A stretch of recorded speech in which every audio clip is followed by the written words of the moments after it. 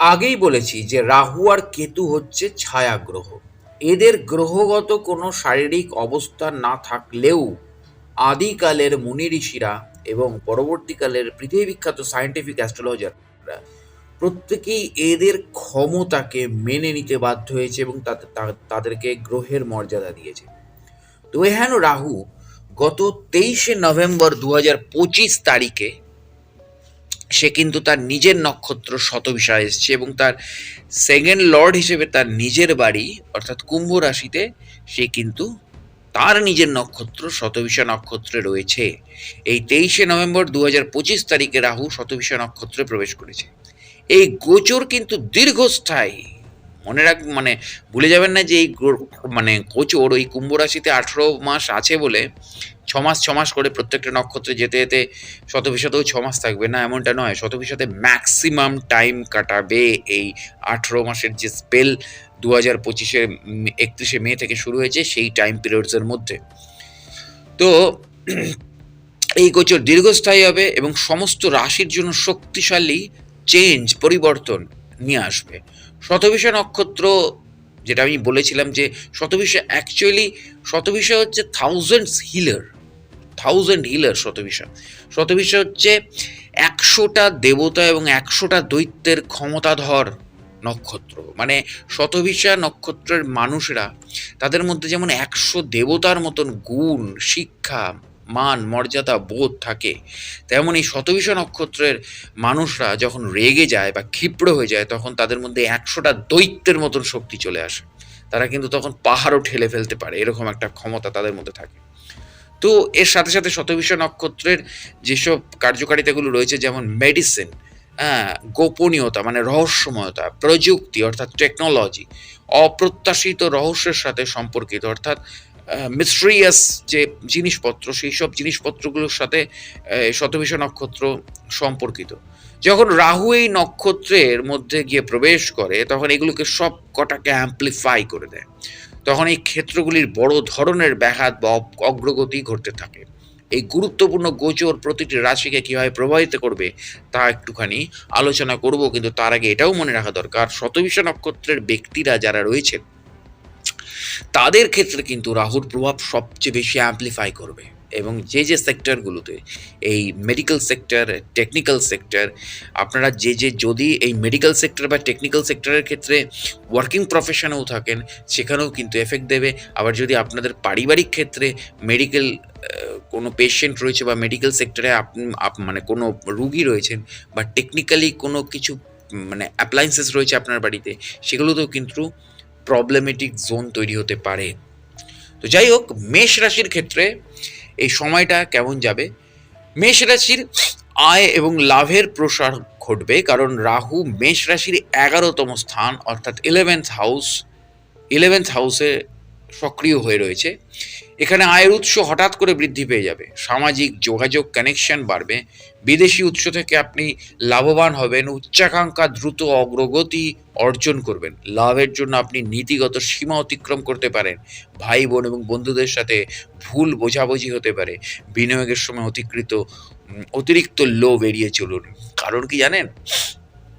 কারণ হচ্ছে মেষের সাড়ে সাতির ফার্স্ট ফেজ চলছে। রাহু হচ্ছে শনি মহারাজের অ্যাসিস্ট্যান্ট। তো এর 2027 জুন থেকে, মানে অ্যাকচুয়ালি মানে সব থেকে বেস্ট হচ্ছে 2028 জানুয়ারি থেকে শুরু হবে মেষ রাশির মূল সাড়ে সাতি। তো এই যে এখন যে অন্যায়গুলো করে ফেলবেন না, এই যে রাহু 11th হাউসে ঢুকে যে অন্যায়গুলো আপনাদের দিয়ে করাবে, অতিরিক্ত লোভে যে জিনিসগুলো আপনারা করে ফেলবেন না, এইগুলোর এফেক্ট তখন তুলবে গ্রহরাজ শনি। ফলত রাহুর প্ররোচনায় চলবেন না, ধীরে সুস্থে নিজেকে কন্ট্রোল করে সংযত হয়ে তারপরে এগোন। এরপরে আসছে বৃষ রাশি, ক্যারিয়ারের বড় পরিবর্তন। বৃষ রাশির ক্ষেত্রে ক্যারিয়ারের বড় পরিবর্তন। রাহু শতভিসা নক্ষত্রে প্রবেশ করার অর্থ হলো এটি আপনার ক্যারিয়ারের 10ম ঘর অর্থাৎ 10ম ঘরে অবস্থান করছে, যা আপনার পেশাগত জীবনে একটা মার্ভেলাস পরিবর্তন আনবে। পেশাদাররা হঠাৎ পদোন্নতি বা বড় দায়িত্ব পেয়ে যেতে পারেন। বিদেশি বা প্রযুক্তিগত চাকরিতে সাফল্য আসতে পারে। বিভ্রান্তি বা কর্মক্ষেত্রে রাজনীতি দেখা দিতে পারে। এটা তো ওয়ার্ক পলিটিক্স হতেই থাকবে বৃষরাশির সাথে। বৃষরাশির সাথে ওয়ার্ক পলিটিক্স হওয়ার পেছনের মূল কারণ হচ্ছে বৃষরাশির কিছু কিছু ক্ষেত্রে গোঁয়ার্তুমি থাকে, যেগুলো একটা জেদ, আমি করবো না তো করবোই না, নিজেকে ফ্লেক্সিবিলিটি মানে কিছু কিছু ক্ষেত্রে ফ্লেক্সিবল করতে হয় মানুষকে, কিন্তু সেসব বৃষরাশির ধাতে নেই। হ্যাঁ, তো সেই জায়গা থেকে দাঁড়িয়ে একটা ওয়ার্ক পলিটিক্স মানে কিছু কিছু মানুষ আপনার ওপর বিরূপ হয়ে গিয়ে যখন আপনার এগেনস্টে রাজনীতি করবে, তখন তো এগুলো আপনাকে ফেস করতে হবে। তো আপনি আপনার নিজের কাজেও অসন্তুষ্ট বোধ করতে পারেন। আবার আপনার লক্ষ্যে মনোনিবেশ করুন এবং সততা বজায় রাখুন। মিথুন, ভাগ্য এবং ধর্মের মধ্যে বিভ্রান্তি। রাহুর গোচর আপনার ভাগ্যের নবম স্থানে প্রভাব ফেলবে। উচ্চশিক্ষা এবং দূরপাল্লার ভ্রমণের সুযোগ আসবে। আপনি নতুন মতাদর্শ বা ধর্মের প্রতি আকৃষ্ট হতে পারেন। ভাগ্য অপ্রত্যাশিতভাবে কাজ করতে পারে। পিতা পরামর্শদাতার সাথে মতবিরোধ দেখা দিতে পারে। আইনি বিষয়ে বিলম্ব হতে পারে। ভ্রমণের সময় সতর্ক থাকুন এবং আইনি নথিপত্র সাবধানে পরীক্ষা করুন এবং পর্যবেক্ষণ করুন। এরপর আসছে কর্কট রাশি। কর্কট রাশি অপ্রত্যাশিত ঘটনা এবং গোপনীয়তা থাকবে। রাহু শতভিষা নক্ষত্রে প্রবেশ করলে আপনার দীর্ঘায়ু এবং গোপনীয়তার অষ্টম ঘরে সক্রিয়। উত্তরাধিকার, বীমা বা অপ্রত্যাশিত উৎস থেকে হঠাৎ সম্পদ আসতে পারে। গোপন জ্ঞান বা গবেষণায় আগ্রহ বাড়তে পারে। স্বাস্থ্য সমস্যা হঠাৎ দেখা দিতে পারে এবং নির্ণয় করা কঠিন হতে পারে। যৌথ সম্পত্তি বা অংশীদারিত্বের আর্থিক ক্ষেত্রে স্বচ্ছতা বজায় রাখুন।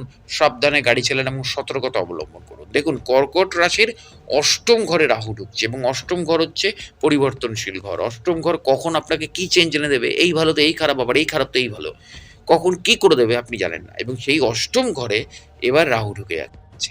তো রাহু ঢুকে যাচ্ছে না, রাহু গোচর করে ফেলেছে অলরেডি এবং আপনার জীবনে সেগুলো শুরু হয়ে গেছে, যেহেতু সাবধানে চলবেন। সিংহ, সম্পর্কের ক্ষেত্রে অনিশ্চয়তা। রাহু আপনার অংশীদারিত্ব এবং বিবাহের অর্থাৎ সপ্তম ঘরে প্রবেশ করে ফেলেছে। ব্যবসা এবং অংশীদারিত্বে অপ্রত্যাশিত সুবিধা আসতেও পারে। আবার প্রভাবশালী নতুন মানুষ আপনার জীবনে প্রবেশ করতে পারে। বিবাহিত জীবনে ভুল বোঝাবুঝি দেখা দিতে পারে। সঙ্গীর উচ্চাকাঙ্ক্ষা উত্তেজনার কারণ হতে পারে। আপনার স্ত্রীর সাথেও বা স্বামীর সাথেও যোগাযোগের অস্পষ্টতা তৈরি হতে পারে। তাই সবসময় স্বামী এবং স্ত্রী দুজনের মধ্যে নিজেদের কম্বিনেশন, বা যদি বন্ধু হন বন্ধুত্বের মধ্যেও নিজেদের কম্বিনেশনকে স্ট্রং রাখুন, কারণ সপ্তম স্থানে এমন একটা জায়গায় রাহু ঢুকেছে না, এখানে সম্পর্ক, অন্তত দাম্পত্য সম্পর্কটাকে ধ্যাস ধ্যাস করে দিয়ে বেরিয়ে যাবে, মানে একদম ধ্বংস করে দিয়ে বেরিয়ে যাবে এই সময়। তো এক্স্যাক্টলি সেই জায়গা থেকে দাঁড়িয়ে কনসাসলি ব্যাপারটাকে হ্যান্ডেল করুন। এরপর আসছে কন্যা, স্বাস্থ্য এবং শত্রু। কারণ এই গোচর আপনার শত্রু, রোগ এবং ঋণের অর্থাৎ ষষ্ঠ স্থানে প্রবেশ করেছে। আপনি আপনার শত্রুদের কার্যকরভাবে পরাজিত করতে পারবেন। কর্মক্ষেত্রে এবং প্রতিযোগিতায় অপ্রত্যাশিত সাফল্য আপনার আসতে পারে। লুকোনো বা জটিল স্বাস্থ্য সমস্যা আপনাকে সমস্যায় ফেলতে পারে।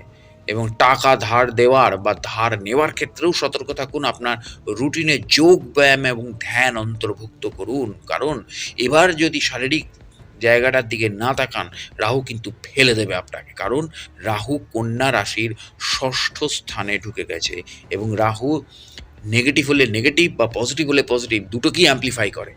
তো আপনার শারীরিক যদি অসুস্থতা থাকে তাহলে তাকে কিন্তু অ্যাম্প্লিফাই করবে রাহু এবার, এবং শত্রুকেও অ্যাম্প্লিফাই করবে, এবং আপনার যে কোনো রোগ, রিপু, ঋণ, এই তিনটেকেই অ্যাম্প্লিফাই করবে, কারণ আপনার ষষ্ঠ স্থানে চলে এসছে।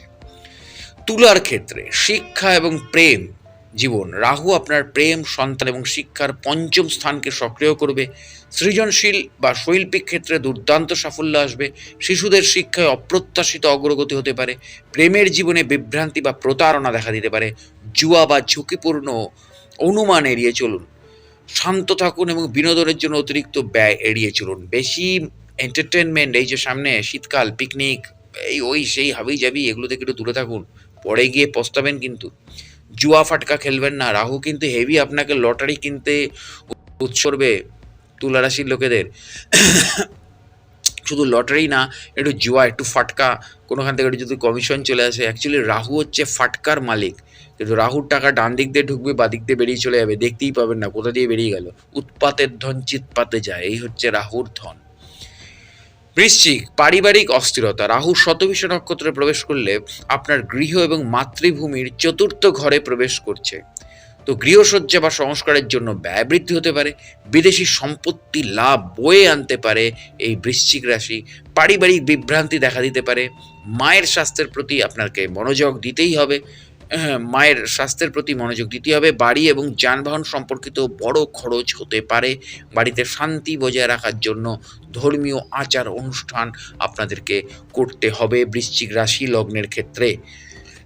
এরপর হচ্ছে ধনু। ধনু রাশি লগ্নের ক্ষেত্রে যোগাযোগ এবং ছোট ছোট ভ্রমণ, কারণ তৃতীয় স্থানে রাহু ঢুকেছে। এই গোচর আপনার যোগাযোগ এবং সাহসের মানে অ্যাগ্রেসিভনেস, মানে কি বলবো, মানে যাই হোক হোয়াট এভার, অ্যাগ্রেসিভনেসের ওপর কিন্তু তৃতীয় স্থানে প্রভাব ফেলবে। যোগাযোগ দক্ষতা উন্নত হবে, বিশেষ করে সোশ্যাল মিডিয়া বা লেখার মাধ্যমে। ছোট ভ্রমণগুলির সুবিধা বয়ে আনতে পারে। ভাই বোনদের সাথে ভুল বোঝাবুঝি হতে পারে। স্বাক্ষর করার ক্ষেত্রে নথিগুলো সাবধানে পর্যালোচনা করবেন।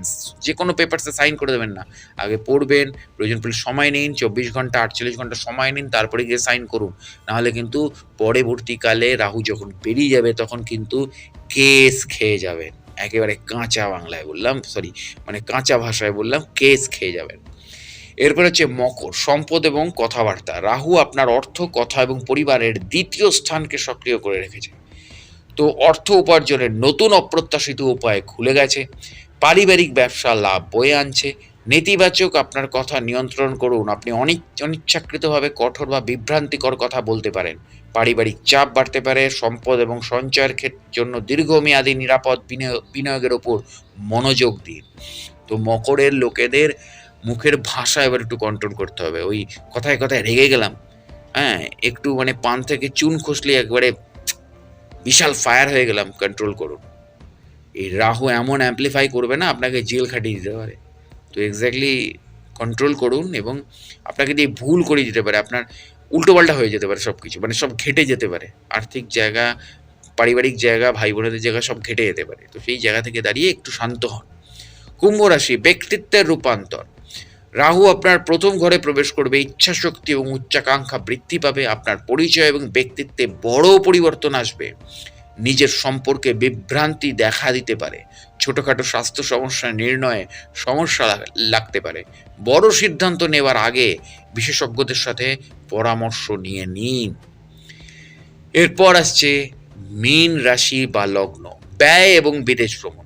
রাহু শতভিষা নক্ষত্রে প্রবেশ করলে আপনার ব্যয়, মুক্তি এবং বৈদেশিক বিষয়ের ওপর প্রভাব পড়বে।